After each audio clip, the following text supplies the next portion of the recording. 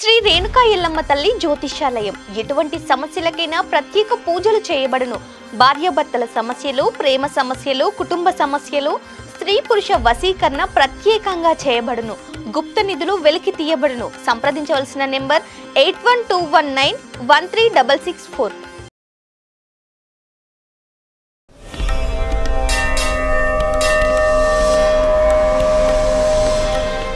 ఈ కాలమునందు ఏది చేస్తామో అది విశేషమైనటువంటి ఫలితాలు ఇస్తుంది. అందుకే వ్రతములన్నీ కూడా ఈ కాలములోనే జరుగుతాయి. మీరు చూడండి, విఘ్నేశ్వర వ్రతకల్పము భాద్రపద మాసంలో చేస్తాం. శ్రావణ మాసంలో వరలక్ష్మి వ్రతకల్పము, మంగళగౌరీ వ్రతకల్పము, ఆషాదశమి అభిషేక కల్పము, ఇలా ఏదో శారదా నవరాత్రులు వస్తాయి. శారదా నవరాత్రుల యొక్క ఉపాసన అన్నీ కూడా ఈ దక్షిణాయనంలోనే నడుస్తాయి. ఇందులో వ్రతము అని ఒక మాట ఉంటుంది. ఈ వ్రతము ఎప్పుడూ కూడా మీరు ఒకటి గుర్తుపెట్టుకోవాలి. ఒక వ్రతమును చేసేటప్పుడు దాన్ని ఎవరు చెయ్యాలి, ఎలా చెయ్యాలి, ఇది చెప్పడానికి అధికారులు ఇద్దరే ఉంటారు. ఒకటి సాక్షాత్ భగవానుడే చెప్తాడు. కొన్ని వ్రతాలు ఇలా చెయ్యాలి అని భగవంతుడే చెప్తాడు. రెండవది ఋషి చెప్తాడు. ఒక్కొక్క చోట ఋషి ప్రోక్తమవుతాయి, ఫలానా ఋషి చెప్పారు అంటారు. కల్పము అన్న మాటకు అర్థం ఏంటంటే అది ఎలా చెప్పబడినదో అలాగే చెయ్యాలి అని. అంతే తప్ప ఋషి ఒకలా చెప్పి ఈశ్వరుడు ఒకలా చెప్తే మనం ఒకలా దాన్ని చేశాం అనుకోండి, కల్పాన్ని ఉల్లంఘించామంటారు. కల్పోల్లంఘనం జరిగింది కాబట్టి ఆ వ్రతము చేసినా చెయ్యనట్టే లెక్కలోకి తీసుకుంటారు. అందుకే కల్పము ప్రధానమై ఉంటుంది. కల్పము మనం చెప్పినట్టు కాదు, భగవంతుడు చెప్పినట్టు, ఋషి చెప్పినట్టు మనం చెయ్యవలసి ఉంటుంది. శ్రావణ మాసం దక్షిణాయనంలో వచ్చేటటువంటి మాసములలో చాలా గొప్ప మాసం. ఎందుచేత అంటే ఈ శ్రావణ మాసం లక్ష్మీప్రదం. లక్ష్మి కావాలి అని కోరుకోని వాడు లోకంలో ఎవరుంటాడు? లక్ష్మి అన్న మాటకే అర్థం ఏమిటంటే అందరూ ఆమె యొక్క అనుగ్రహము కొరకు ఎదురు చూస్తారు. ఏ తల్లి అనుగ్రహము కొరకు లోకములో ఉన్న సమస్త ప్రాణులు ఎదురు చూస్తాయో, ఏ తల్లి యొక్క అపాంగ వీక్షణము అంటే ఇలా తిన్నగా కూడా ఆవిడ చూడక్కర్లేదు, ఇలా కడగంటి చూపు చూస్తే చాలు. యద్భ్రూభందాహ ప్రమాణం స్థిరచరరచన తారతమ్యే మురారే వేదాంతాహ తత్వచింతాం వరవిదురసి యత్పాదచిహ్నైతరంతి భోగోపోద్ఘాతకేళీచులిఖిత భగవత్వైశ్వరూప్యానుభావ సానశ్రీ అస్మృణీతాం అమృతలహరిధీలంఘనీయై అపాంగై అంటారు పరాశర భట్టర్లు. అపాంగై అమ్మవారు ఇలా చూస్తుందిట, కడగంటి చూపు అంతే. ఆ ఒక్క చూపు చేత ఒకడు మహదైశ్వర్యవంతుడవుతాడు. అమ్మవారికి యశస్విని అని ఒక పేరు లక్ష్మీదేవికి. యశస్విని లలిత కవనివ్వండి, పార్వతి కవనివ్వండి, లక్ష్మి కవనివ్వండి, సరస్వతి కవనివ్వండి, ఆ పేరు ఉంటుంది తప్పకుండా. యశస్విని అంటే కీర్తినిచ్చున్నది. కీర్తి మనిషి జీవితంలో సంపాదించి తీరవలసినటువంటి విషయం. అందుకే భూపసభాంతరాళబన పుష్కలవక్చతురత్వ మాజి బాహాపటు శక్తియున్ ఇశవునందనురక్తియు ప్రకృతి సిద్ధగుణంబులు సజ్జనాళికిన్నంటాడు భర్తృహరి. మంచి కీర్తితో నేను ఉండాలి అన్నది సద్బుద్ధి కలిగినటువంటి ఎవరికైనా ఆశయంగా ఉంటుంది. అటువంటి కీర్తి నివ్వగలిగినది ఎవరు అంటే అమ్మవారు. అటువంటి లక్ష్మీదేవి యొక్క కటాక్షాన్ని పొందడానికి అన్ని విధములా యోగ్యమైనటువంటి కాలం ఏది అంటే శ్రావణ మాసమే. అందుకే శ్రావణ మాసంలో వచ్చేటటువంటి పౌర్ణమి యొక్క పేరు కూడా శ్రావణి. శ్రవణం నక్షత్రంతో పౌర్ణమి నాటి చంద్రుడు ప్రకాశిస్తే దానికి శ్రావణ మాసము అని పేరు.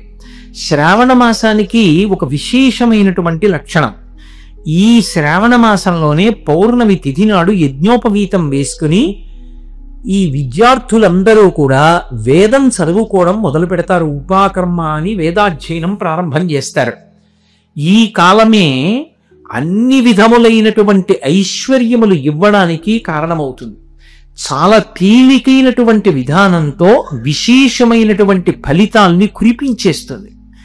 ఈ కాలమే ప్రధానముగా సౌభాగ్యాన్ని సంతానాన్ని కాపాడుకోవడానికి యోగ్యమైనటువంటి కాలమై ఉంటుంది.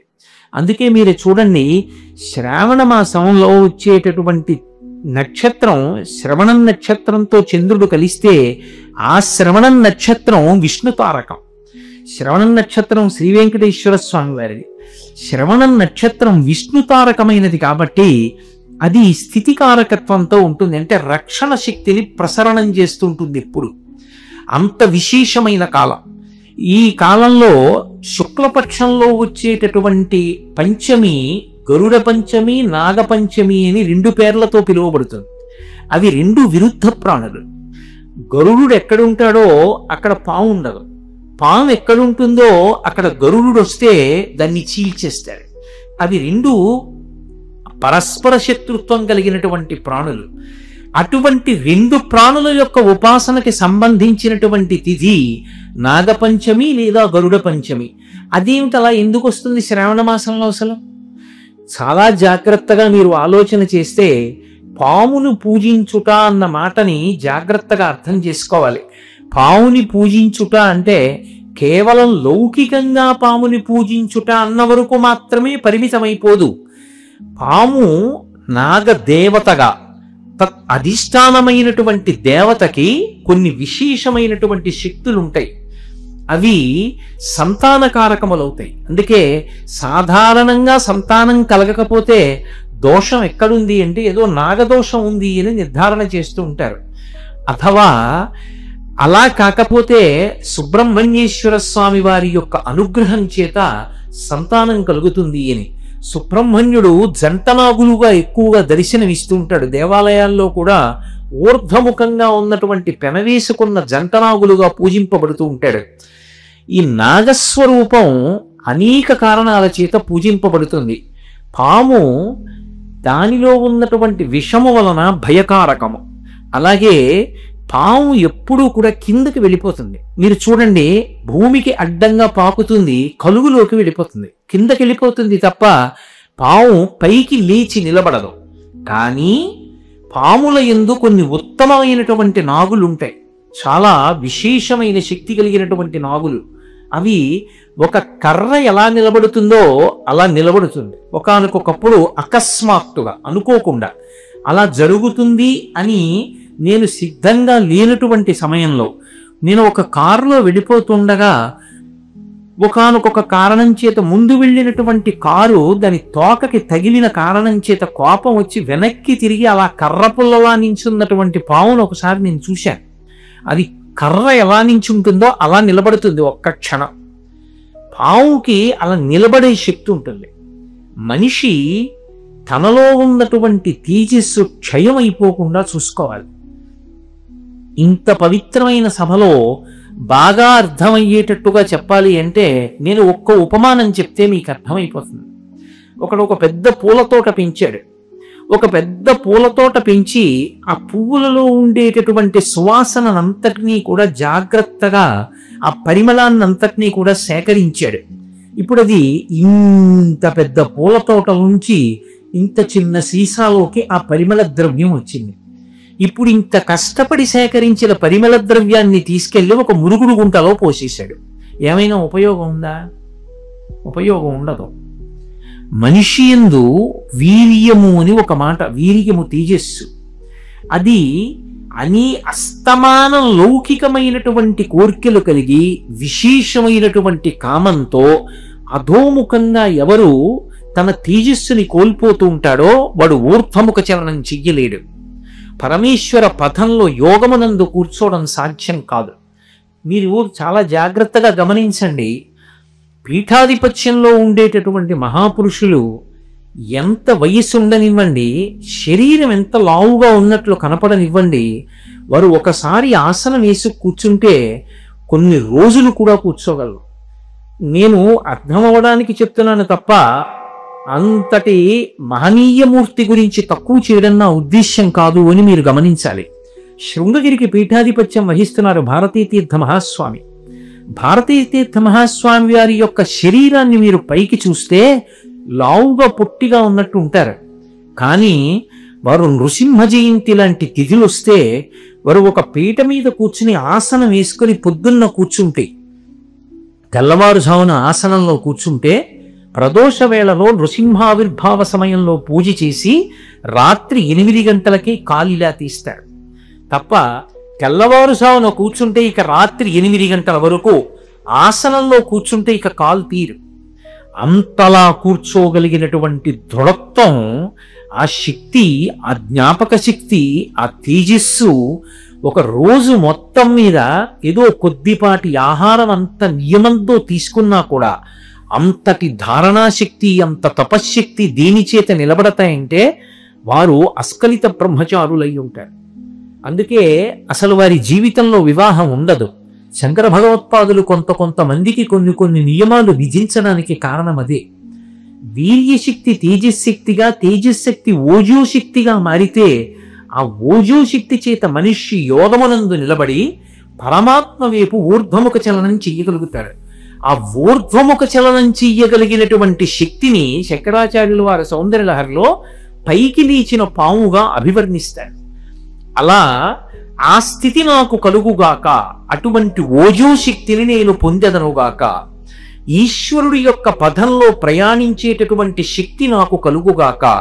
యోగమునందు నిలబడుట అంటే, యోగము అంటే అనేన యుజ్యతే ఇది యోగ, అనేకముగా కనపడుతున్నవి చిట్ట చివరికి ఒకటిగా మారిపోవడం, బ్రహ్మము తప్ప వేరొకటి కనపడకుండా అంతటా బ్రహ్మమే నిండి ఉన్నదనేటటువంటి భావమునందు రమించి అనుభవమునందు రూఢము కాగలిగిన శక్తిని పొందాలి అంటే, అదిగో ఒక పాము ఎలా నిలబడుతుందో అలా ఊర్ధ్వముఖ చలనం చెయ్యగలగాలి.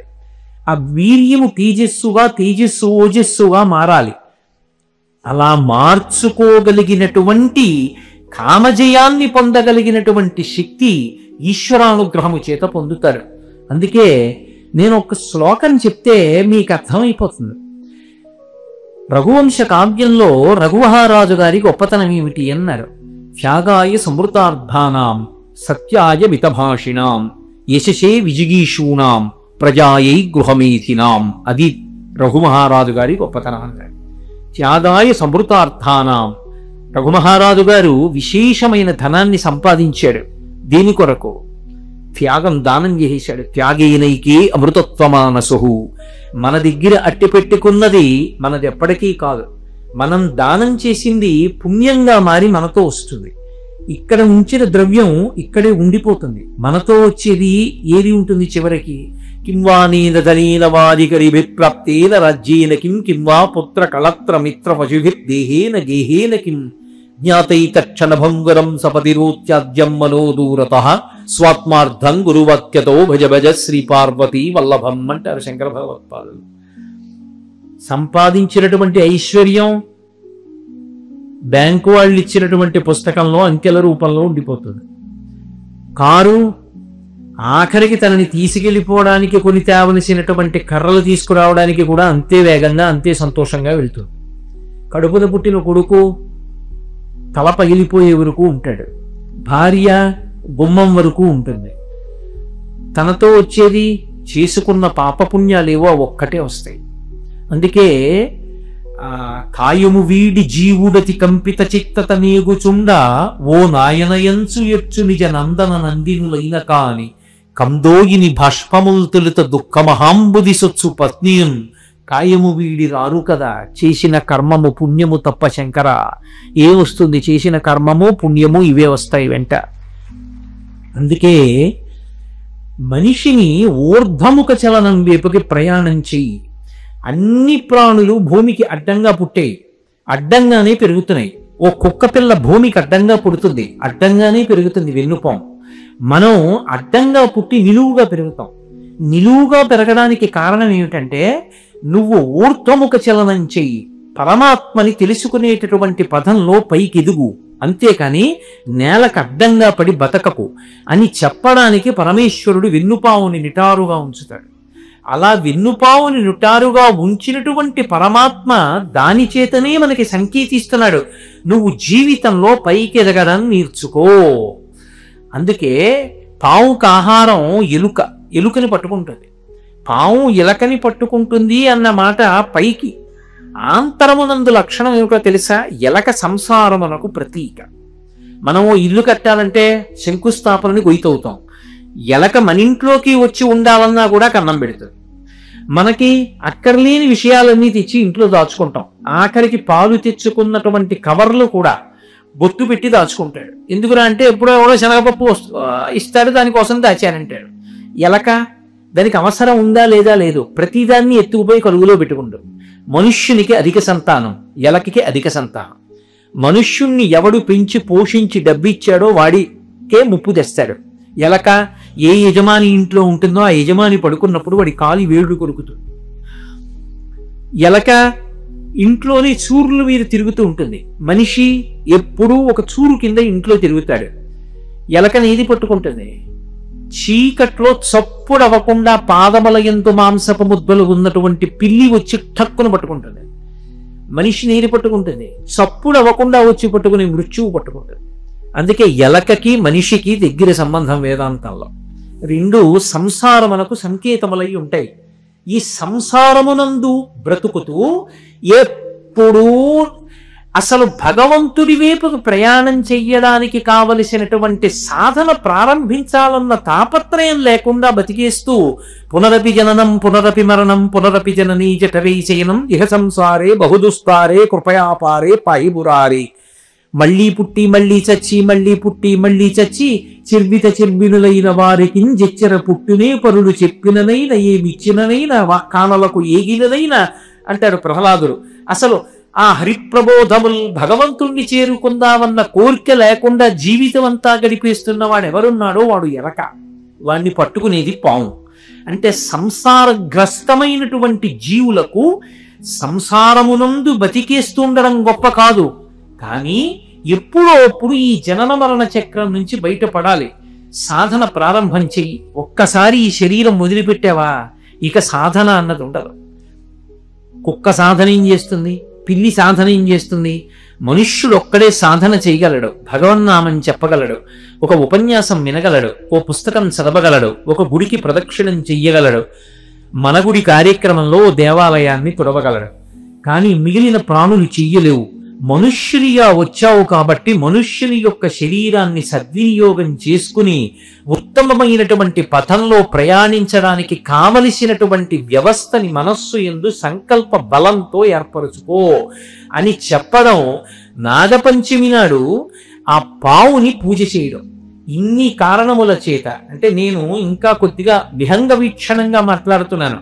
పావుని పూజ చేయడం అంటే ఏదో అర్థం పర్థం లేకుండా చేతకాక పూజ చేస్తున్నారనుకోకూడదు. పాము సంతానకారకత్వం దగ్గర నుంచి పాము అనేక విషయాల్ని మనకి ప్రబోధం చేస్తుంది. అందుకే మీరు జాగ్రత్తగా గమనించండి. అసలు దేవతలు ఎవరికీ కూడా పావుతో సంబంధం లేకుండా ఉండరు. శ్రీ మహావిష్ణువు ఆదిశేషుడి మీద పడుకుంటాడు. పరమశివుడు నాగాభరణుడై మెడలో పావులు వేసుకుంటాడు, చేతులకి కూడా పావులు కంకణాలుగా పెట్టుకుంటాడు. అసలు విఘ్నేశ్వరుడు నాగ యజ్ఞోపవీతం వేసుకుంటాడు, పావునే యజ్ఞోపవీతంగా వేసుకుంటాడు. శ్రీకృష్ణ భగవానుడు కాళీయమర్దనంలో ఆయనకి ఏ రంగస్థలం పనికి రాలేదు. ఆయన కాళీని యొక్క పడగల మీద తాండవం చేశాడు. మీరు ఎక్కడ చూడండి, చివరికి సహస్రారమని పావు పడగలు ఎలా ఉంటాయో శ్రీ విద్యా సంప్రదాయంలో ఆ సహస్రారమును చేరుకున్నప్పుడు అలా ఉంటుంది అని. కాబట్టి పావుతో సంబంధం లేనటువంటి దేవతలు ఉండరు. అందరికీ పావుతో సంబంధం ఉంటుంది. పావుతో సంబంధం ఉండడానికి కారణం ఏమిటంటే అది సంసారగ్రస్తమైనటువంటి జీవుణ్ణి సంసారము నుండి విడుదల చేస్తుంది. విడుదల చేసి ఉన్నత పదం వైపుకి నడిపించడానికి సంకేతం పావు. అందుకని విరుద్ధ ప్రాణులుగా ప్రకటింపబడవు అక్కడ. నాగపంచమి నాడు నాగదేవతలందరినీ పూజ చెయ్యండి అన్న మాటకి, లేదా వారందరికీ ప్రతినిధిగా అమ్మవారిని పూజ చెయ్యండి అంటారు. ఎందుకు అమ్మవారిని పూజ చేయడం? శ్రావణ మాసం ప్రత్యేకించి ప్రకృతి సంబంధమైన పూజలు. అసలు లక్ష్మీదేవి యొక్క మొదటి నామమే ప్రకృతి. అందుకే ప్రకృతిం వికృతిం విద్యాం అని కదా మొదలు పెడతాం. ప్రకృతి స్వరూపిణి అయినటువంటి అమ్మవారి యొక్క అనుగ్రహము అజ్ఞానము నుండి విడుదల పొందడానికి కారణమవుతుంది. అదే రోజు గరుడ పంచమి కూడా. గరుత్మంతుడు ఏం చేస్తాడు అంటే బాహ్యంలో పక్షి రూపంలో ఉంటాడు అని మనం చెప్తాం. కానీ మహాభారతంలో నన్నయ్య గారు ఆతతపక్షమారుత వ్రజకంపిత గుర్ణితాచలవాత మహాన్నవుండు అని పిలుస్తాడు. గరుత్మంతుడు రెక్కలు అల్లారుస్తూ వస్తున్నప్పుడు ఆయన రెక్కలలోంచి వేదనాదం వస్తుంది. ఆయన వచ్చాడనుకోండి, పాము పారిపోతుంది. ఏ పాము పారిపోతుంది? కలుగులోకి వెళ్ళిపోయే పాము పారిపోతుంది. అంటే సాంసారికమైన అనురక్తిని తగ్గించి వైదికమైన జీవన విధానం ఇచ్చి భక్తితో కూడిన కర్మాచరణ వైపుకి నడిపించగలిగినటువంటి తత్వము గరుత్మంతుని యందు నిక్షేపింపబడి ఉంది. అందుకే వహిస్తాడు, ఎప్పుడు వాహనమయ్యి ఉంటాడు. ఆయనకి నమస్కరించకుండా విష్ణు దర్శనం చెయ్యం. వాహనము అంటే వహించుట, అంటే లోపల ఎప్పుడూ పెట్టుకుని ఉంటాడు అని అర్థం. వహించుట అంటే ఏదో రోజు పల్లకి పట్టుకుని ఎలా తిరుగుతాను చెప్పండి? ఒక భక్తుడు భగవంతుడిని మనసులో వహించాడు అంటే దాని అర్థం ఎప్పుడూ ఓ పల్లకి ఓటు పట్టుకు తిరుగుతుంటాడైనా దాని అర్థం. లేకపోతే ఓ పల్లెల్లో భగవంతుడు మూర్తి పెట్టి నెత్తి మీద పెట్టుకు తిరుగుతుంటాడనే కాదు. ఆయన ఉచ్ఛ్వాస నిశ్వాసంలో ఊపిరిలో ఎప్పుడూ భగవంతుడి గురించిన ఆలోచనే. అలా ఆలోచిస్తూ ఇక్కడ పెట్టుకుంటాడు భగవంతుణ్ణి. భృంగీచ్ఛా నటనోత్కట కరిమదగ్రాహీ స్ఫురన్మాధవా లాదో నాదయుతో మహాసితవపు పంచేషు నాచాధృప సత్పక్ష సుమనో వనేషు సపున సాక్షాన్మదీయే మనో రాజీవ్యో భ్రమరాధిపో విహరతాం శ్రీశైలవాసీ విభూ. భృంగీచ్ఛా నటనోత్కట కరిమదగ్రాహీ స్ఫురన్మాధవా. ఆయన భక్తి అనేటటువంటి మకరందంతో కూడుకున్నటువంటి హృదయమన్న పుష్పం ఎక్కడుందో అక్కడికి మల్లికార్జునుడు మగతుమ్మెద, ఆడతుమ్మెద భ్రమరాంబిక, వాళ్ళిద్దరూ ఈ లోపలికొచ్చి ఝంకారం చేస్తూ ఎగురుతూ ఉంటారు. ఎప్పుడు ఆ హృదయమన్న పువ్వు మీద వాలి అందులో ఉన్నటువంటి భక్తి అనబడేటటువంటి తేనెని తాగుతుంటారు రసగ్రాహి. ఆ తుమ్మిదల జంట ఇక్కడ ఉండాలి అంటే ఈ హృదయ కుహరమునందు, హృదయ పద్మమునందు ఎప్పుడు భగవంతుడి గురించినటువంటి స్మరణలు ఉండాలి. పానీయంబులు త్రాగుచున్ కుడుచుచున్ భాషించుచున్ హాసలీలా నిద్రాగులు చేయుచున్ తిరుగుచున్ లక్షించుచున్ సంతత శ్రీనారాయణ పాద పద్మజుగడీ చింతామృతాస్వాద సంధానుండై మరచన్ సురారిసుతుడే తద్దిశ్యమున్ భూవరా అంటారు పోతన గారు ప్రహ్లాదోపాఖ్యానంలో. ఎప్పుడూ భగవంతుడి గురించిన ఆలోచనే. అసలు భగవంతుణ్ణి అడగవలసినది ఏమైనా ఉంటే రెండు అడుగుతారు. అందుకే వెంకటేశ్వర సుప్రభాతం చేస్తే అందులో ఒక మాట అడుగుతారు, అజ్ఞానినామయా దోషానశేషాన్ విహితాన్ హరే క్షమస్వత్వం క్షమస్వత్వం శేషశైల శిఖామణి. నా తప్పులు క్షమించు, ఇన్నాళ్ళు నా అంత వాడు లేడనుకున్నాను, నేను ఎన్ని తప్పులు చేశాను ఇప్పుడు నాకు అర్థం అవుతాను. అసలు ఒకప్పుడు నేను ఒక ఇప్పుడు ఆ సందర్భం ఎందుకు కానండి, అసలు చదువుకొనుట అన్న మాటకు అర్థం ఏమిటి అంటే వాడు చదువుకున్నవాడు అన్న మాటకు అర్థం ఏమిటంటే నేను చదువుకోనివి చాలా ఉన్నాయని తెలుసుకున్నవాడు. నాకు అన్నీ వచ్చు అనుకున్నాడు అనుకోండి, వాడికి ఏమీ రాదు అని గుర్తు. అన్నీ వచ్చు అని గుర్తు ఏంటంటే అసలు నాకేం వచ్చు అంటే నేను చదవవలసినవి ఎన్ని ఉన్నాయండి? నిజానికి నా జన్మ సరిపోతుందా? భరద్వాజుడికి సరిపోలేదు వేదం చదవడానికి. నేనేం చదువుతా? నాకేం వచ్చు? ఈశ్వర నాకేం రాదు. శంకర భగవత్పాదులంతటి వారన్నారు, స్మృతౌ శాస్త్రే వైద్యే శకున కవిత కానపణితౌ పురాణే మంత్రే వా స్తుతి నటన హాస్యేశ్వచతుర కమర్థం రాజ్ఞాం ప్రీతిర్భవతి వైకోహం పశుపతే పశుం మాం సర్వజ్ఞ ప్రథిత కృపయా పాలయ విభో అన్నారు. ఈశ్వర నాకు వేదం రాదు, స్మృతులు తెలియవు, కావ్యాలు రావు, పురాణాలు రావు, పోనీ నలుగురిని నవ్వించడం కూడా రాదు, రాజుల్ని పొగడ్డము రాదు, వైద్యము రాదు. కాబట్టి నన్ను ఏమంటారు? పశువు అంటారు. ఈశ్వర నాకు చాలు, నేను పశువుని, నువ్వు పశుపతివి, మన ఇద్దరికీ చాలదాయి అనుబంధం, నన్ను నీలుకో. శంకర భగవత్పాదులంతటి వారు పశుమాం సర్వజ్ఞ ప్రతిజ కృపయా పాలయ విభో అంటే నేను 4 పుస్తకాలు చదివి నా అంత మొనగాళ్ళు లేదండి అని ఎలా మాట్లాడతాను? నేను చదవడం మొదలుపెట్టానని గుర్తేమిటంటే నాకు తెలియనివి చాలా ఉన్నాయని తెలుసుకోవడమే చదువులలోకెల్లా గొప్ప చదువు. చదువులలోని మర్మమెల్ల చదివితి తండ్రి అంటాడు ప్రహ్లాదుడు. అందుకని వినయం వచ్చింది. వినయం ఎప్పుడు వస్తుంది? నాకు ఇది తెలియదంటే వినయం వస్తుంది. నాకు తెలియందేముందంటే అహంకారం వస్తుంది. ప్రహ్లాదుడికి అంత వినయం ఎందుకు వచ్చిందంటే నాకేం తెలుసు అన్నాడు. మహాత్ములైన వారెవ్వరూ కూడా నాకు తెలియంది ఏంటి అనలేదు, నాకేం తెలుసు అన్నాడు. నాకేం తెలుసు అనడానికి చాలా సంస్కారం ఉండాలి. నాకేం తెలియదు అనడానికి కుసంస్కారం ఒక్కటి చాలు. కాబట్టి అంతటి వినయ సంపద ఏర్పడేటట్టుగా మనిషి జీవితం అభ్యున్నతి పథంలో నడవడానికి కావలసిన రీతిలో అత్యవసాయముతో కూడుకున్నటువంటి బుద్ధితో కూడినదై ఉండాలి అంటే దానికి మొట్టమొదట ఉండవలసినది ఏది అంటే ఆ వినయం ఉండాలి. శాస్త్రము మీద నమ్మకం ఉండాలి, వేదం మీద నమ్మకం ఉండాలి, శాస్త్రాన్ని నమ్మాలి, వ్యాసుడు వంటి మహాపురుషుల మీద నమ్మకం ఉండాలి, గురువు మీద నమ్మకం ఉండాలి. అప్పుడే వాళ్ళు చెప్పిన పదంలో మనం ప్రయాణం చేస్తాం. ఏదో చెప్పారు కానండి పెద్ద విశేషం ఏముందంటే అసలు నమ్మకం అన్న మాట ఎక్కడ వస్తుంది? ఉండదు. అందుకే గరుత్మంతుడు వస్తున్నాడు అంటే పాము కలుగులో దూరిపోయింది అంటే దాని అర్థం ఏమిటంటే అస్తమానం ఈ దిక్కుమాల సంసారమేనా? మనుష్య జన్మకి ఇంతకన్నా గొప్ప ప్రయోజనం ఇంకొకటి లేదా? ఎన్నాళ్ళు ఉంటాను? ఉంటే 70 లేకపోతే 80. కానీ ఈ లోపల నేను చేయవలసింది ఏదో లేదా? మిగిలిన వాళ్ళ సంగతి అలా పెట్టండి, నా జీవుణ్ణి నేను ఉద్ధరించుకోవద్దా? నా జీవుడి కోసం కూడా నేను ఏదో ఒకటి చెయ్యాలిగా. ఆఫీస్కి వెళ్తున్నాను, ఉద్యోగం చేస్తున్నాను, డబ్బు తెస్తున్నాను, దాస్తున్నాను, స్థలాలు కొంటున్నాను, ఇల్లు కొంటున్నాను, కొడుక్కి ఇస్తాను, కూతురికి ఇస్తాను, ఏదో చేస్తాను. మరి నా జీవుడి కోసం రేపు పొద్దున్న ఈ శరీరం వదిలిపెట్టి ఈ జీవుడు వెళ్ళిపోయాడు అనుకోండి, ఆ జీవుడికి మళ్ళీ భార్య వస్తుందిగా, లేకపోతే అది ఆడదిగా పుడితే భర్త వస్తాడుగా, అప్పుడు ఉండాలిగా మళ్ళీ తినడానికి, అప్పుడు ఉండాలిగా మళ్ళీ సంతానం పొందడానికి, అప్పుడు ఉండాలిగా సుఖ సంతోషాలు. మరి ఇవన్నీ పొందాలి అంటే జీవుడికి పుణ్యం ఉండాలిగా. మరి వాడికి నేను చేసుకుంటున్నది ఏమిటి? అది నేనేమైనా చేసుకుంటే కదా. నేను గుడికి వెళితే, నేను గుడికి ప్రదక్షిణం చేస్తే, నేను గుడి తుడిస్తే, నాకున్న దాంట్లో రూపాయి ఇస్తే, ఓడికి అన్నం పెడితే, ఓడికి మంచినీళ్ళు ఇస్తే, 4 మంచి మాటలు చెప్తే అప్పుడు పుణ్యం. ఏమీ చేయకుండా ఉత్తర జన్మల్లో సుఖపడతానంటే ఎలా కుదురుతుంది? కుదరదు. కాబట్టి నీ జీవుడి కొరకు నువ్వేం చేసుకుంటున్నావు?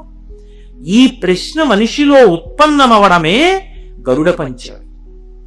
గరుత్మంతుడు రాగానే మామూలు పాము కలుగులోకి వెళ్ళిపోతుంది.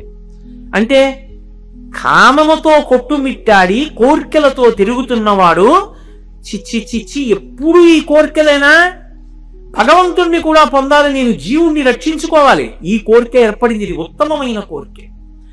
ఇప్పుడు పావు కలుగులో దూరిన పావు కాదు, పైకి లేచి నిలబడుతున్న పావు. కాబట్టి ఆ పావుని అలా అటువంటి నాగులు ఏముంటాయో అవి గరుత్మంతుడు వాటి జోలికి వెళ్ళడు. వాసుకి మొదలైన వాళ్ళ జోలికి అవి గరుత్మంతుడి చేత ఆదరింపబడతాయి ఆ సర్పాలు. కాబట్టి గరుడ పంచమి గరుత్మంతుడు ఏం తీసుకొస్తాడు? అమృతాన్ని తీసుకొస్తాడు. గరుత్మంతుడు జీవితంలో చేసేటటువంటి గొప్ప పనులు ఏమిటి అంటే 2. ఒకటి, శ్రీ మహావిష్ణువుని వహిస్తాడు. ఇక్కడ ఎప్పుడూ భగవంతుడి గురించి ఆలోచించగలిగినటువంటి సద్బుద్ధి కలగాలి. నేను రేపు ఉదయం నుంచి ఎప్పుడూ ఈశ్వరుడి గురించి ఆలోచిస్తానండి అన్నాను అనుకోండి, కుదురుతుందా? అలా ఆలోచన ఉంటుందా? ఎప్పుడు ఎడిపోతుందో అటే పోతుంది. కానీ ఎటు తిరిగి ఎటు వచ్చినా భగవంతుడి రేపుకే వస్తుంది అనుకోండి ఆలోచన, వాడు అదృష్టవంతుడు.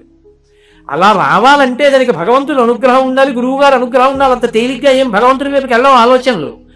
అలా వెళ్ళేటట్టు చెయ్యగలిగితే, అలా ఎవడైనా ఎప్పుడూ భగవంతుడి గురించి ఆలోచిస్తే వాడు ఈశ్వరుణ్ణి వహిస్తున్నాడు. అది గరుత్మంతుని యొక్క అనుగ్రహం. గరుత్మంతుడు అమృతం తీసుకొస్తాడు దేవతల దగ్గర నుంచి. అమృతం అంటే అది తాగిన వాడు మరణించాడు. మనం చిట్ట చివరి ప్రయోజనంగా ఏమడుగుతాం? మాకు మృత్యోర్మా అమృతంగమయా, మృత్యువు నుండి అమృతత్వానికి తీసుకెళ్ళమంటాం. ఇక నాకు మృత్యువు కలగకూడదు అని అడుగుతాం. మృత్యువు కలగకూడదు అంటే ఎప్పుడు మృత్యువు కలగకూడదు? మీరు చాలా జాగ్రత్తగా ఆలోచించాలి ఈ మాట. అలాగే పరమశివుణ్ణి ఉద్దేశించి మృత్యుంజయ మహామంత్రం చెప్తాం. ఓం త్రయంబకం యజామహే సుగంధిం పుష్టివర్ధనం ఉర్వారుకమివ బంధనాన్ మృత్యోర్ముక్షీయమామృతాత్ అంటాం. ఇక మృత్యువు కలగకూడదు నాకు అంటే దాని అర్థం ఇక పుట్టకూడదు. ఇప్పుడు పుట్టేశావుగా, ఇప్పుడు పుట్టేశావు కాబట్టి ఈ శరీరం వదిలేయాలిగా. మరి మత్స్యలోకంలో ఉన్నాడు. మత్స్యలోకం అంటే ఎప్పుడప్పుడు శరీరం వదిలిపెట్టాలి. మరి ఈ శరీరం వదిలిపెట్టాలా వద్దా? వదిలిపెట్టేయాలి. అంటే మృత్యువు రావకూడదు అన్న మాటకు అర్థం ఈ శరీరంతో ఉండిపోవాలని కాదు. బాగా గుర్తుపెట్టుకోవాలి మీరు ఈ మాట. మృత్యువును జయించుట అన్న మాటకు అర్థం ఇప్పుడు మృత్యువు కలుగకుండుట అని కాదు. ఈ శరీరం పడిపోకుండా నేను ఎప్పుడూ ఉండిపోవాలి అన్నాను అనుకోండి, వాడు భక్తుడు కాదు, రాక్షసుడు. ఎందుకో తెలుసా? అసలు వేదపరమైన సిద్ధాంతాన్ని వాడు అంగీకరించాల. ఈ శరీరము పడిపోతుంది, పడిపోయి తీరుతుందని ఈశ్వరాజ్ఞ. వాసాంసి జీర్ణాన్ని యథా విహాయ. ఇది పడిపోతుంది, ఇంకో శరీరాన్ని పొందుతుంది. కానీ ఈశ్వర, ఇక నాకు జన్మొద్దు, ఇక నేను రాకూడదు, నాకు జ్ఞానం ఇయ్యి. ఏ జ్ఞానము? భగవత్ సంబంధమైన జ్ఞానము కలిగితే ఇక పునరావృత్తి లేదు. అది ఎందుకు ఇస్తాడు? భక్తితో కూడిన కర్మాచరణం చేస్తే ఆయన ఆ జ్ఞానాన్ని ఇస్తాడు. అటువంటి భక్తితో కూడినటువంటి కర్మాచరణము వలన జ్ఞానము కలిగితే ఒక విషయం తెలుస్తుంది. ఏమిటి తెలుస్తుంది? ఇది నేను కాదురా, ఇది శాశ్వతం కాదు, ఇది పడిపోతుంది. శాశ్వతం ఇది ఆత్మ, దానికి పడిపోవడం ఉండదు, అది ఎప్పుడు ఉంటుంది, అది నేను. చిన్న విషయం గుర్తుపెట్టుకోండి. సత్యమునందు ఊంచుకొనుట అంటే ఏది సత్యమో అది సత్యమని నమ్మగలుగుట. ఏది సత్యమో? ఆత్మ. నేను ఆత్మ, అది ఎక్కడ పోతుందని బెంగెట్టుకుంటావు? అది పోవడానికి చోటేది? అది పోదు, అది ఎప్పుడూ ఉంటుంది. కాబట్టి అలా బెంగపెట్టుకోవడానికి ఏం లేదు. ఇది నేనంటావా? ఎంత నువ్వు పట్టుకున్నా ఉండదు. దీన్ని ఉంచడానికి ఎంత బెంగ పెట్టుకుంటే మాత్రం ఉంటుంది? బెంగ పెట్టుకున్న వాళ్ళు కోట్ల కోట్ల కోట్ల మంది ఉన్నారు. ఎవరున్నారు? కారే రాజులు రాజ్యములు గెలువరే, గర్వోన్నతి పొందరే, వారేరి సిరి మూట కట్టుపరి పోవంజాలిరే, భూమిపై పేరైనం కలదే, శిబి ప్రముఖులను ప్రీతిని యశక్కాములై ఈరే కోర్కెలు వరలం తలపరే ఈ కాలమున్ భార్గవా అంటారు పోతన గారు వామన మూర్తి యొక్క ఆఖ్యానంలో. ఎవడు సత్యాన్ని అంగీకరిస్తాడో, ఇది కాదు సత్యం, ఇందులో ఉండి నేను సత్యాన్ని పట్టుకోవాలి సాధన చేసి, ఇది పడిపోకముందే సాధన చేసేయాలి, అప్పుడు ఇది ఋతుమంతా అంటారు. ఇందులో ఉండి అసత్యాన్ని ఆధారం చేసుకుని సత్యాన్ని పట్టుకోవాలి. అప్పుడు ఇది పడిపోతుంటే బలవంతంగా పడగొట్టకూడదు. ఇది పడిపోతోంది, ఓ అసత్యమైన వస్తువు పడిపోతోందని తాను సాక్షిగా చూస్తాడు. అలా సాక్షిత్వంతో చూడగలిగినటువంటి ప్రజ్ఞ అంకురిస్తే ఆ పడిపోయినటువంటిది ఏదో అదే చిట్ట చివరిసారి పడిపోవడం, అదే ఆఖరిసారి శరీరం పడిపోవడం, అదే చిట్ట చివరి మృత్యువు. ఇక మళ్ళీ మృత్యువు పొందాలంటే మళ్ళీ శరీరం వస్తే కదా, మళ్ళీ పుడితే కదా. అంటే అసలు ఇక మళ్ళీ ఇంకొకసారి పుట్టడు. ఇది జనన మరణ చక్రం నుంచి తప్పుకోవడం అంటారు. ఈ తప్పుకోవడాన్ని అమృతత్వమును పొందాడు అంటారు. ఈ అమృతాన్ని ఇవ్వగలిగిన వాడు ఎవరు? గరుత్మంతుడు. దేన్ని ఆధారం చేసుకుని ఇస్తాడు? రెక్కలలోని వేదము చేత. అంటే వేదమును ప్రమాణంగా చేసుకుని ఎవడు జీవితాన్ని గడుపుతాడో, భక్తితో కూడినటువంటి కర్మానుష్ఠానము చేస్తాడో అటువంటి వాడికి అటువంటి అనుగ్రహము కలుగుతుంది. స్వామి, ఇన్ని జన్మలైపోయి 54 ఏళ్ళు వచ్చేసాయి, ఎన్ని గరుడ పంచములు వెళ్ళిపోయాయో, ఎన్ని నాగ పంచములు వెళ్ళిపోయాయో, అసలు ఇలా బతకాలన్న ఊహ కూడా కలగట్లేదు, అది నిలబట్టలేదు. కాబట్టి మీరు అనుగ్రహించి నాకు కలిగించాడు. ఎంత తేలికగా అనుగ్రహిస్తారంటే, శ్రావణ మాసంలో శుక్లపక్షమిలో వచ్చేటటువంటి పంచమి నాడు గరుడ పంచమిగా నాగపంచమిగా కానీ చేసినట్లయితే దాని వలన విశేష ఫలితం. నేను ఒక్క మాట చెప్తాను, బాగా గుర్తుపెట్టుకోండి. నీకు కల్పన తెలియకపోవచ్చు, తేలిక మార్గాలు ఉంటాయి. నేను గరుడ పంచమి నాడు ఢిల్లీలో ఉన్నాను. ఢిల్లీలో ఉండి ఈ మధ్య కాలంలో తిరుమల తిరుపతి దేవస్థానం వాళ్ళు ఢిల్లీలో నూతనంగా నిర్మాణం చేసినటువంటి వెంకటేశ్వర స్వామి ఆలయ దర్శనానికి వెళ్ళాను. ఎందుకని? నాగముగా ఆదిశేషుడి మీద ఆయనే పడుకుంటాడు, గరుడ పంచమిగా గరుత్మంతుడు ఇవ్వవలసిన అమృతత్వాన్ని ఆయనే కల్పిస్తాడు. అందుకని ఆయన దర్శనానికి వెళ్ళాను. నేను దర్శనానికి వెళ్ళేటప్పటికీ అక్కడ ఉన్నటువంటి అర్చకులందరూ ఏం చేస్తున్నారంటే, ఎదురుగుండా ఉన్నటువంటి గరుత్మంతునకు చక్కటి మంత్రాలను సమన్వయం చేస్తూ అభిషేకం చేశారు. ఆయన అభిషేకాన్ని మీరు చూశారనుకోండి, ఆయన చల్లబడతాడు అభిషేకం చేస్తే, అంతే. చూస్తే చాలు అనుగ్రహించేస్తాడు. అథవా అటువంటి తిథులు పోగొట్టుకోకూడదు. కనీసం ఓ గరుత్మంతుడికి అభిషేకం ఉన్న చోటికి వెళ్ళాలి, ఓ విష్ణువాలయాన్ని దర్శనం చెయ్యాలి. లేదు వదిలిపెట్టేసుకుంటాను, ఎన్నేళ్ళైనా ఎప్పుడూ గరుడ పంచమి చేయను, ఎప్పుడూ నాగపంచమి చేయను, మనుష్య శరీరానికి ప్రయోజనం ఏముంటుంది? ఎప్పుడు అసలు మలుపు తిరుగుతుంది ఆలోచన? తిరిగే అవకాశం ఉండదు. అందుకే అంత విశేషమైనటువంటి తిథి శ్రావణ మాసంలో వస్తుంది. ఎందుచేతనో తెలుసా? లక్ష్మి వేదం 6 లక్ష్ములుగా చెప్తుంది. సిద్ధలక్ష్మీర్ మోక్షలక్ష్మీర్ జయలక్ష్మీ సరస్వతి శ్రీర్లక్ష్మీర్ వరలక్ష్మీశ్చ ప్రసన్నామసర్వదా అని కదూ శ్రీ సూక్తం. 6 లక్ష్ములుగా చెప్తుంది. అందులో మోక్షలక్ష్మి, మోక్షము అంటే విడుదల, అది లక్ష్మీ రూపంగా అనుగ్రహంగా అమ్మవారి యొక్క ప్రసాదంగా లభిస్తుంది. అది అమ్మా, నువ్వు ఈ మాసంలో వచ్చేటటువంటి శ్రావణ మాసంలోని శుక్లపక్ష పంచమి నాడు ఎవరు గరుడ పంచమిగా నాగపంచమిగా ఉపాసన చేస్తారో వాళ్ళకి అంత పెద్ద విశేష ఫలితాన్ని ఇస్తుంది. పంచమి ఎందుకు ఎంచుకోవాలి అంటే పంచమీ పంచ సంఖ్యేసి పంచ సంఖ్యోపచారిణి లలితా సహస్రం. అసలు బ్రహ్మాండంలో చూడండి, పిండాండంలో చూడండి, పంచభూతాలే ఉంటాయి, పృథివాప తేజో వాయుడు ఆకాశాలు. దీనికి అతీతమైన స్థితికి చేరుకోవాలి అంటే మళ్ళీ ఆ ప్రకృతి స్వరూపిణి అయిన అమ్మవారి అనుగ్రహంతోటే సాధ్యం.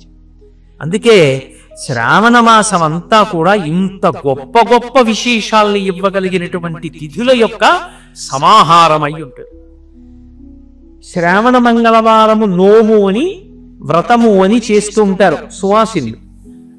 ఈ సువాసినులు చేసేటటువంటి శ్రావణ మంగళవారం చాలా చాలా అద్భుతమైనటువంటి పరమ ప్రఖ్యాతమైనటువంటి ఆ నోముగా వ్రతంగా పరిగణింపబడుతుంది. ఇందులో మీరు జాగ్రత్తగా గమనిస్తే దానికి పరమ ప్రయోజనం ఏమి అంటే ఒక్కటే, అది సర్వమంగళాదేవిని ఉపాసన చేస్తారు. ఈ సర్వమంగళాదేవిని ఉపాసన చెయ్యడము అనేటటువంటిది ఎప్పుడు చేస్తారంటే పెళ్లిలో ప్రారంభం అవుతుంది. పెళ్లిలో దీన్ని ఎంతో శ్రద్ధతో ఎవరు చేయిస్తారంటే తండ్రి దగ్గర కూర్చుంటాడు కన్యాదాత. అందుకే పెళ్లిలో వేదికంతా కూడా ఎవరిది అంటే ఆడపిల్లివారిది, మగపిల్లివారిది కాదు. నేను మీతో పరమసత్యం చెప్తున్నా, కన్యాదాత అనుమతి లేకుండా వరుడి యొక్క తండ్రి వేదిక మీదకి కూడా వెళ్ళకూడదు. ఇప్పుడు ఈ వేదిక ఉందనుకోండి, ఈ వేదిక నాది. శాస్త్రంలో ఒక మర్యాద ఉంటుంది, సభాభ్య సభాపతిభ్యశ్చ ఓ నమో నమో అని. ఇప్పుడు నేను సభాపతి స్థానంలో ఉంటాను. నేను సభాపతి స్థానంలో ఉండగా నా అనుమతి లేకుండా మెట్లెక్కి ఈ వేదిక మీదకి రాకూడదు.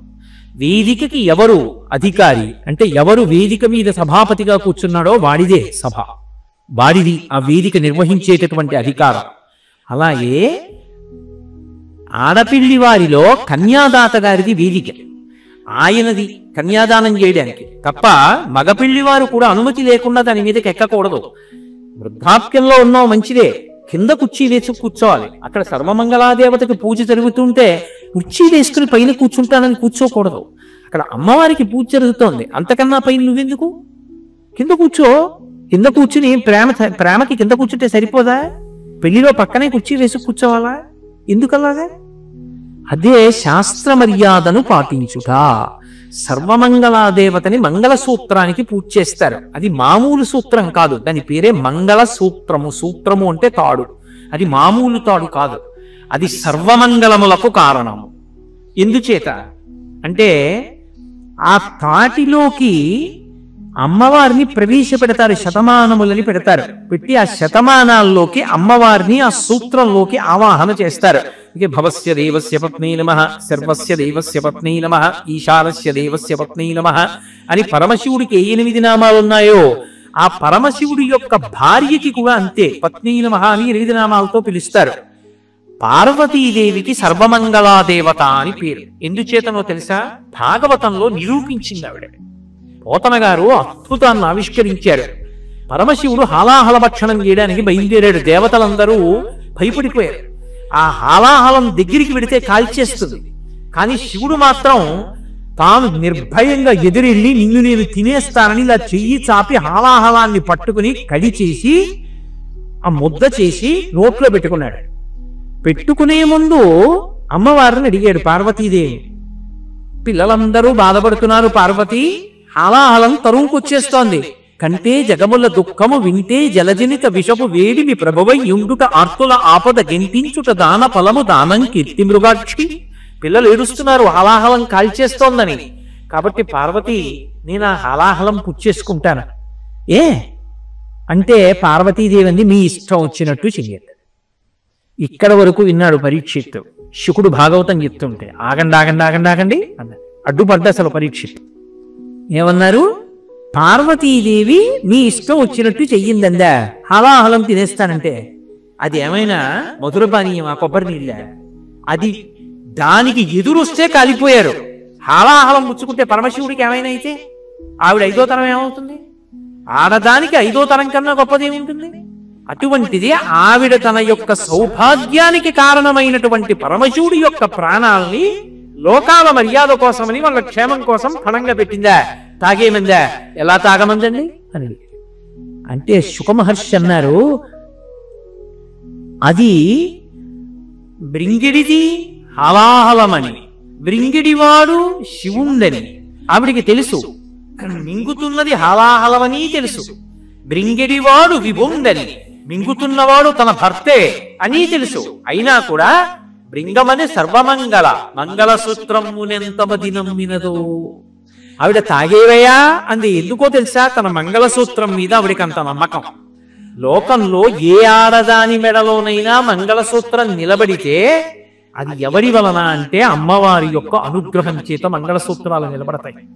అందుకే ఎవరికైనా గండకాలం ఉంటుంది. లోకంలో జన్మించినటువంటి నక్షత్రాన్ని బట్టి గండకాలాలు వస్తూ ఉంటాయి. గండకాలంలో భర్త శరీరం పడిపోకుండా రక్షించుకోగలిగిన శక్తి ఎవరి చేతిలో ఉంటుందంటే ఆడదాని చేతిలో ఉంటుంది. అందుకే లలితా సహస్రంలో అమ్మవారికి ఒక నామం ఉంది. అందులో పులోమజార్చిత అని ఒక నామం. ఆమెకి పులోమజ అని పేరు. శచీదేవి ఇంద్రుడి భార్యకి. ఆమె చేత లలితాదేవి ఆరాధింపబడుతూ ఉంటుంది. ఇంద్రుడికి అంత గొప్ప వైభవం ఎందుకు వచ్చిందంటే ఆయన భార్య అమ్మవారిని పూజ చేస్తుంది కాబట్టి. సర్వమంగళాదేవిని తల్లిదండ్రులు ఎంతో భక్తితో మంగళసూత్రంలోకి ఆవాహన చేయిస్తారు. ఆవాహన చేయించి ఏమో ఈ పెళ్లికొచ్చినటువంటి సువాసినిల్లో ఏ ఆడది ఎంత భక్తితో ప్రతిరోజు సర్వమంగళాదేవతని ఉపాసన చేస్తోందో అని ఆ మంగళసూత్రాన్ని తీసుకొచ్చి ప్రతి వారి మెడలో ఉంచుతారు. సభలో పెద్దలైన వారు ఉన్నారనుకోండి, పరమ భక్తి తత్పరులైన వాళ్ళు, ఒక్కసారి వాళ్ళ చెయ్యి వేయిస్తారు ఆ మంగళసూత్రాల మీద. ఎందుచేత అంటే ఆ తాడు కట్టేటప్పుడు అది కేవలం ఏదో పరిమిత కాలానికి సంబంధించింది కాదు, రక్షాబంధనంలాగా. ఆ సూత్రం కడుతూ ఒక మాట అంటాడు, మమ జీవన హేతునా, నేనున్నానని గుర్తి ఉంటో తెలుసా ఈ తాడే. ఆ తాడు కేవలంగా ఇద్దరిని కలిపిన తాడు అని అనుకోకండి. ఇద్దరి మధ్య ఆనుకూల్యతని కల్పిస్తుంది. దాంపత్యం ఒక బండికున్న రెండు చక్రాల్లో ఉండాలి. ఆ అన్యోన్యత లేదనుకోండి, ఇక ఆ దాంపత్యానికి అర్థం ఉండదు. ఆవిడ చెడి అంటే ఈయన పెడి అన్నారు అనుకోండి, ఇంకేం సంసారం. అక్కడికి వెళ్ళినవాడు కూడా విసుకొస్తుంది. చేసి ఇంకో మాట వెళ్ళకూడదు ఇంటికి. మంగళసూత్రానికి ముడిని ఇక్కడేస్తారు, కంఠంలో కడతారు తప్ప ఇంకొక చోట కట్టారు. ఎందుకు కట్టారు అంటే ఇక్కడ తల ఉంటుంది, తలకి ఈ కింద నుంచి శరీరం ఉంటుంది. ఈ శరీరం యొక్క కష్ట సుఖాలన్నీ తల చూస్తుంది. ఇప్పుడు నేను ఉపన్యాసం చెప్తున్నాను అనుకోండి, ఉపన్యాసం చెప్తుండగా దోమలు వచ్చి నా కాళ్ళని కరుస్తున్నాయి అనుకోండి, ఊరుకుంటాయా? పాదాలు చెప్తాయి. దోమలు విశేషంగా కరిచేస్తున్నాయి కింద, చాలా బాధగా ఉంది అంటే ఉపన్యాసం చెప్పడం ఆపి నేను దోమలు కొట్టుకోలేనుగా. అందుకని నా మెదడు అంటుంది, ఓ ఎడమ పాదమా నువ్వు లేచి కుడి పాదం వెనక దోమ కుడుతోంది కాబట్టి, ఎదురుగుండా బల్ల అడ్డుంది కాబట్టి అసభ్యంగా ఉండదు. నువ్వు వెళ్ళి కుడి పాదాన్ని రుద్దు, దోమ వెళ్ళిపోతుందంటుంది. భర్త, ఇది భార్య. ఇది కలిసి ఉండేది ఈ కంఠం చేత.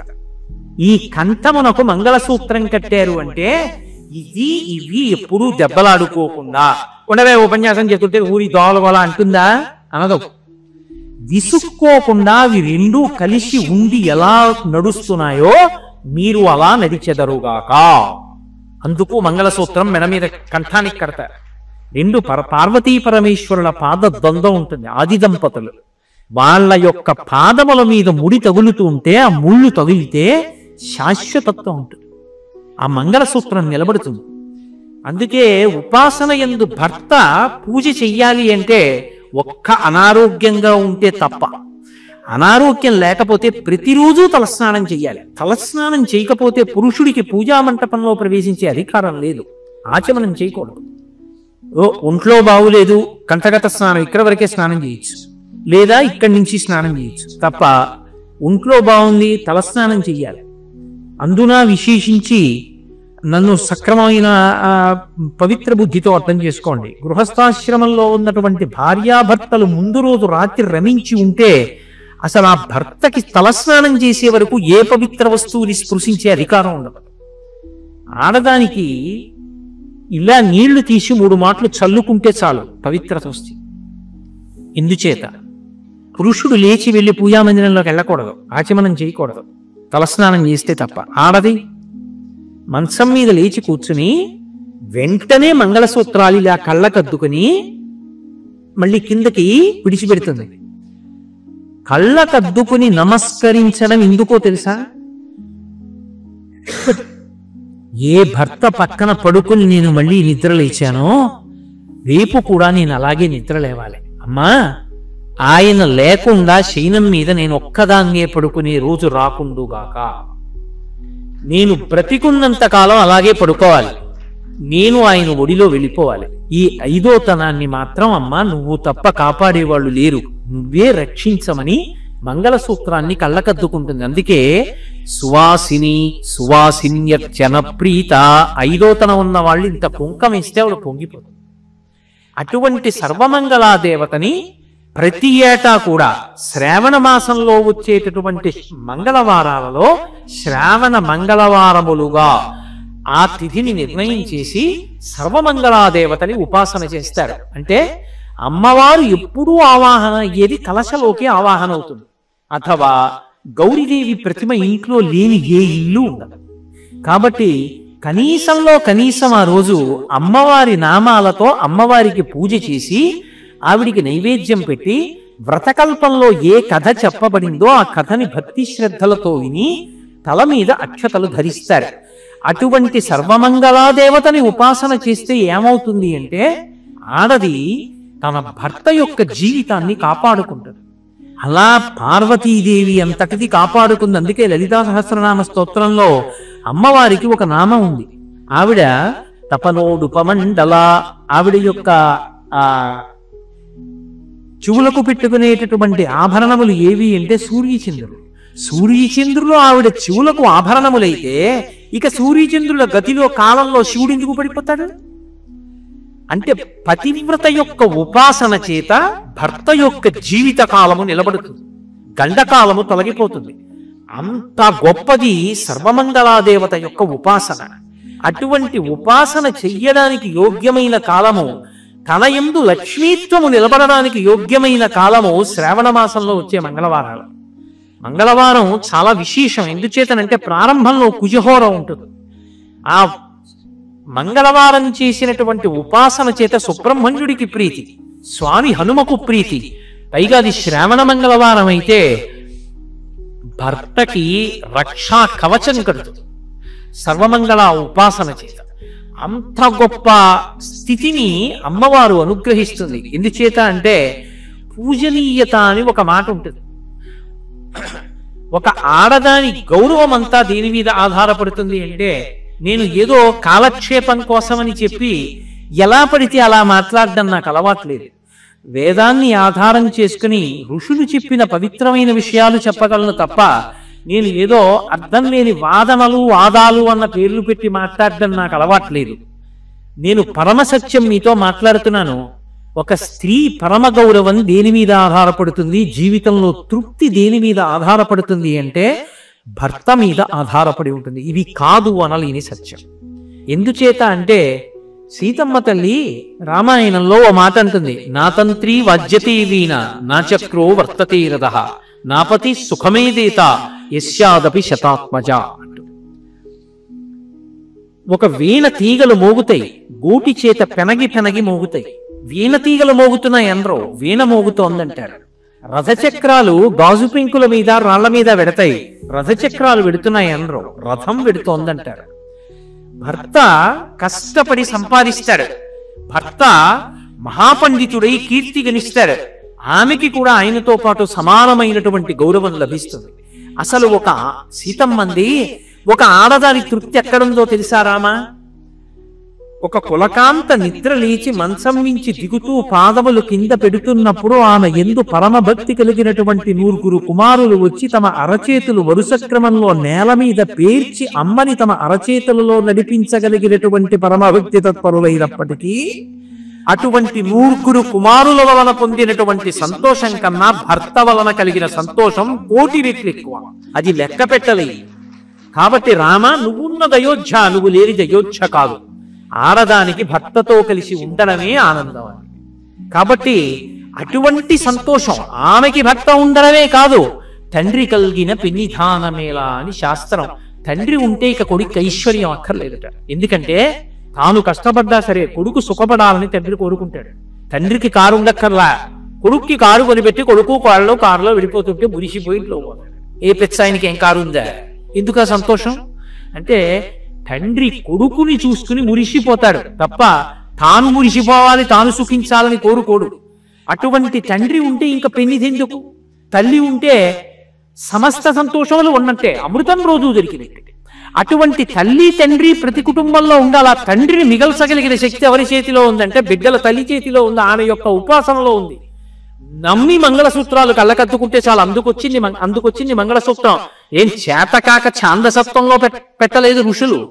కనుక అటువంటి సర్వమంగళాదేవత యొక్క పరిపూర్ణమైనటువంటి అనుగ్రహాన్ని పొందాలి అంటే శ్రావణ మంగళవారాల్లో తప్పకుండా ఆ సర్వమంగళాదేవత యొక్క ఉపాసన చెయ్యాలి. అలాగే వరలక్ష్మీ వ్రతము అని చెప్పి శ్రావణ మాసంలో పౌర్ణమికి ముందు వచ్చేటటువంటి శుక్రవారం నాడు వరలక్ష్మీ వ్రతం చేస్తాం. ఈ వరలక్ష్మీ వ్రతం పరమ ప్రసిద్ధి వహించినటువంటి వ్రతం. ఇందాక నేను మీతో మనవి చేశాను కదా, లక్ష్మిని వేదం 6గురుగా చెప్తుంది. 6గురు చెప్పినప్పుడు అందులో చిట్ట చివరి లక్ష్మీ స్వరూపం వరలక్ష్మి.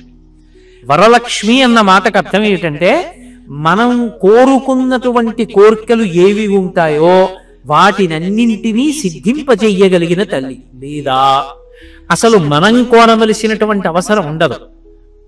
ఈవిడికి ఇవి ఇవ్వాలి అని ఆవిడే కోరుకుని మనకిస్తుంది.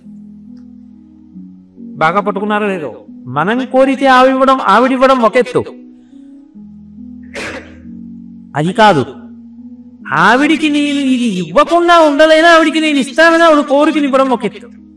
ఆవిడ కోరి ఇస్తుంది, అలా కూడా ఇస్తుంది. అందుకే వరలక్ష్మి వరాన్ని తనంత తాను ప్రదానం చేస్తుంది.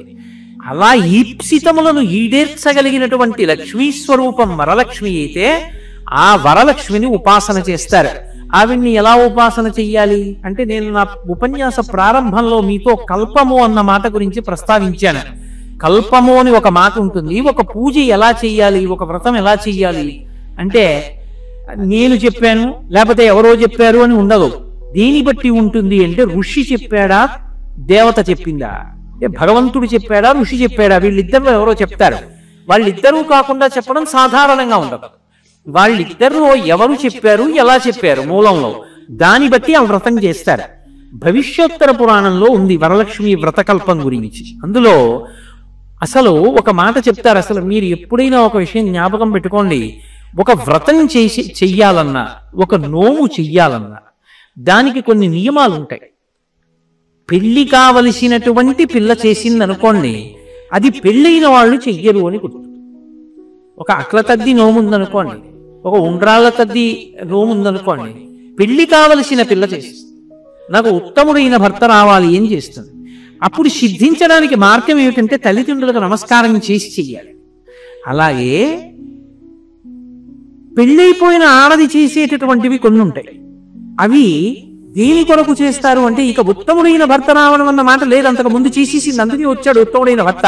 ఇప్పుడు దీని కొరకు అంటే భర్త సంతోషంగా ఉండాలి, పిల్లలు సంతోషంగా ఉండాలి, తన తల్లిదండ్రులు సంతోషంగా ఉండాలి, తన అన్నదమ్ములు సంతోషంగా ఉండాలి, తన అత్తమామలు సంతోషంగా ఉండాలి. మరి తనకింక వేరే సంతోషం లేదు, వాళ్ళ సంతోషమే తన సంతోషం.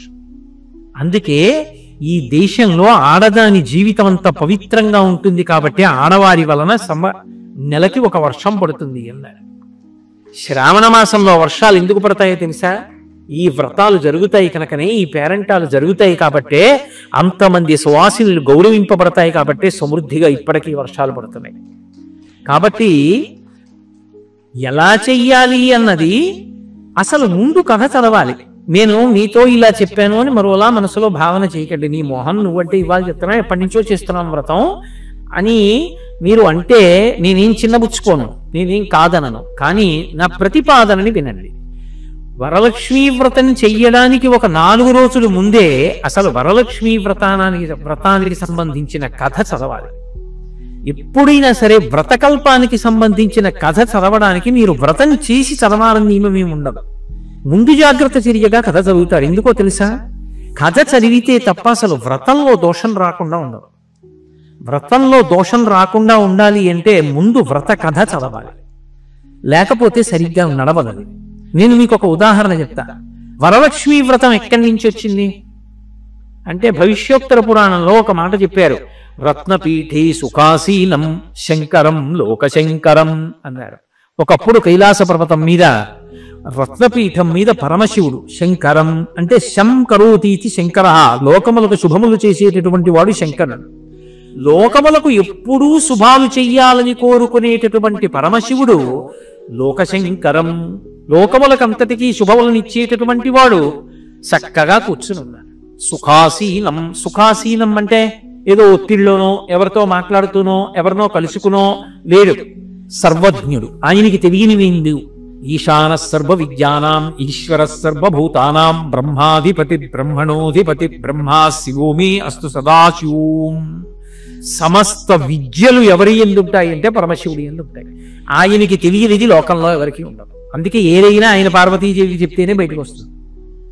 అందుకని సుఖాసీనం. ఇప్పుడు ఆయన ఎలా ఉన్నాడు? ఒత్తిడిలో ఉండగా ప్రశ్న వేయకూడదు. ఆయన ప్రశాంతంగా ఉన్నప్పుడు ఆయన్ని ప్రశ్న వేయాలి. కాబట్టి ఇప్పుడు హాయిగా సంతోషంగా పరమ ప్రశాంతంగా కూర్చుని ఉన్నాడు. రత్నపీఠే సుఖాసీనం శంకరం లోకశంకరం. చూసింది పార్వతీదేవి. ఆవిడ వెంటనే ప్రపంచ గౌరీ సంతుష్ట లోకానుగ్రహకామ్యయా. అందులో అన్నారు గౌరీదేవి ప్రశ్న వేసింది. ఎవరు వేశారు? పార్వతి అనలేదు, కాళీ అనలేదు, హైమవతి అనలేదు. ప్రపంచ గౌరీ సంతుష్ట. సంతుష్ట అంటే పూర్తిగా కోరికలన్నవి లేనంత తృప్తి. ఆవిడికి కోరుకోవడానికి ఏం లేదు, ఇంకా అంత తృప్తి. అంత తృప్తితో ఉన్నటువంటి గౌరీ ప్రపంచ ప్రశ్న వేసింది శివుని. ఎవరి కోసం? తన కోసం కాదు. తన కోసం అంటే తనకోటి లేదన్నది ఉంది. ఆవిడికి లేదన్నది ఏం లేదు, ఆవిడికి అన్నీ ఉన్నాయి. అందుకని సంతుష్ట. మరి ఎవరి కోసం అడిగింది? లోకానుగ్రహకామ్యయా. ఏమిటి ఆవిడ కామం? ఆవిడ కోరిక లోకానుగ్రహం, లోకాలను ఉద్ధరించడానికి కోరిక కోరుతాం. ఏమిటి అసలు ఆ శ్లోకం అలా ఎందుకు ఇవ్వడం అంటే మామూలు వాడు కాదు, అది రాసింది భవిష్యోత్తర పురాణం వ్యాసుల వారు. ఎందుకు అలా ఇచ్చారు అంటే ప్రపంచ గౌరీ, గౌరీ అన్న మాట ఎక్కడైనా ఉంది అనగానే మీరు ఉలిక్కిపడి గుర్తుపెట్టుకోవలసింది ఏమిటి అంటే ఆవిడికి భర్త మీద విపరీతమైన ప్రేమ. ఆవిడ ఎప్పుడు ఏం కోరుకుంటుందంటే అసలు నా భర్త నన్ను ఏ కారణం చేత కూడా కొంచెం కూడా తక్కువ చేయడానికి వీల్లేదు. అది నాకు అన్ని విధాలా యోగ్యురాలు అన్న భావనతో ఉండాలి తప్ప మా ఆయన ఇంత కూడా నా గురించి ఇంకొకలా అనుకోవడానికి వీల్లేదు. ఏమిటో ఇది అన్న భావన ఆయనకు ఉండకూడదు. అబ్బా ఈ భార్యో నా భార్య అని అనుకోవాలి. అంత పిచ్చి భర్త మీద. ఆ పిచ్చున్న భార్య గౌరీ. ఎందుకో తెలుసా అంటే నా మాటలు జాగ్రత్తగా అర్థం. పిచ్చి అంటే నా ఉద్దేశం కూడా కాదు, అంత ప్రేమ అని. ఎందుచేత అంటే దానికి వెనక రాక్షస సంహారం కారణం అలా పెట్టండి. శివమహాపురాణంలో ఉంది గౌరీదేవి ఆవిర్భావం గురించి. ఒకప్పుడు పరమేశ్వరుడు పార్వతీదేవితో కూర్చున్నాడు. ఆవిడ నల్లగా పుట్టింది. నల్లగా పుట్టింది కాబట్టే నారాయణుడి చెల్లెలై నారాయణి అయింది. నారాయణుడు నలుపు, నారాయణి నలుపు. వాళ్ళిద్దరూ అన్నా చెల్లెలు. నల్లటి పార్వతీదేవి పక్కన కూర్చుంది. నారదుడు పెట్టాడు పేరు కాళీ అని పెట్టాడు పార్వతీదేవి పుట్టినప్పుడు. పర్వతరాజపుత్రి కాబట్టి పార్వతి. పరమశివుడు స్ఫటికమణినిభం పార్వతీశం నమామి. ఆయన తెల్ల స్ఫటికమణిలా ఉంటాడు. ఆయన ఒక రోజు ఎందుకో ఇలా కూర్చుని ఇలా చూస్తున్నాడు. అబ్బా ఎంత తెల్లగా ఉన్నానో వాళ్ళకు. ఇలా చూశాడు. భార్య వంక నల్లగా ఉంది అన్నాడు. ఆవిడ చూసింది. అన్నా అంటే నువ్వు తెల్లగా ఉన్నావు, నేను నల్లగా ఉన్నాను, నీకు నేను తగిన దానను కానన్న భావన ఒకటి నీలో ఉందా అనుకుంది. అనుకుని ఉత్తర క్షణం యోగాగ్ని రగల్చి అందులో పడిపోయి అందులోంచి పసుపు తెలుపు ఎరుపులు కలిసినటువంటి బంగారు వర్ణంతో గౌరవర్ణంతో విరిసిపోతూ వచ్చి పక్కన కూర్చో. శంకరుడు చూసి తెల్లపోయి గౌరీ అన్నాడు. ఏమిటి నేను ఇలా చూసి అన్నందుకు యోగాగ్నిలో దూకి మళ్ళీ గౌరవర్ణంతో వచ్చావా అన్నాడు. ఆవిడంది అసలు మీరు నన్ను ఏ విషయంలోనైనా సరే ఇంత పిసరైనా సరే మీకు పక్కన నేను తగినదానను కానన్న భావన పొందడం నేను అంగీకరించలేను. అందుకే గౌరవంతో వచ్చా. మీరు తెల్లగా ఉంటారు, నేను తెలుపు పసుపు ఎరుపుల రంగు. ఏది బాగుంది? అమ్మో నువ్వే ఎక్కువ. దానికి కారణం వేరే ఉంది. ఈ శరీరం కౌశికీ అయింది, కౌశికీ అయి రాక్షస సంహారం చేసింది. దానికి కారణం వేరు. ఆవిడే అలా అడ్డం బద్దం లేకుండా పడిపోతుందని మీరు అనుకోకూడదు. దానికి వెనక మళ్ళీ పౌరాణికమైన కారణం ఒకటి ఉంటుంది. బాహ్యంలో ఆవిడికి శివుడి మీద అంత ప్రీతి. అందుకే పెళ్లి చేసేటప్పుడు ఆడపిల్లతో గౌరీ పూజ చేయిస్తారు. గౌరీ పూజ ఎందుకు చేయిస్తారంటే, అమ్మా మీరిద్దరూ ఆది దంపతులే, నిత్యాయ త్రిగుణాత్మని పురజితే కాత్యాయని శ్రేయసే సత్యాయజ్య కుటుంబిని మునిమన ప్రత్యక్ష చిన్మూర్తయే అని శంకర భగవత్పాదులు ఆది కుటుంబం. అటువంటి నువ్వు ఒక్కసారి పరమశివుడిలా చూసి అంటే అగ్నిగుండంలో దూకావు, మళ్ళీ అంత రంగుతో పైకొచ్చి కూర్చున్నావు. అమ్మ నేను కన్నవాళ్ళను వదిలేస్తున్నాను, ఇంటి పేరు వదిలేస్తున్నాను, వంశాన్ని వదిలిపెట్టేస్తున్నాను, అన్నదమ్ముల్ని, ఉన్న ఊరిని, స్నేహితుల్ని, బంధువుల్ని అందరినీ వదిలేస్తున్నాను. తెర పైకెత్తిన తర్వాత చూశాను అతను ఎవరో. అతని చిటికిన వేలు పట్టుకుని సముద్రాలు దాటి వెళ్ళిపోతున్నాను. అమ్మా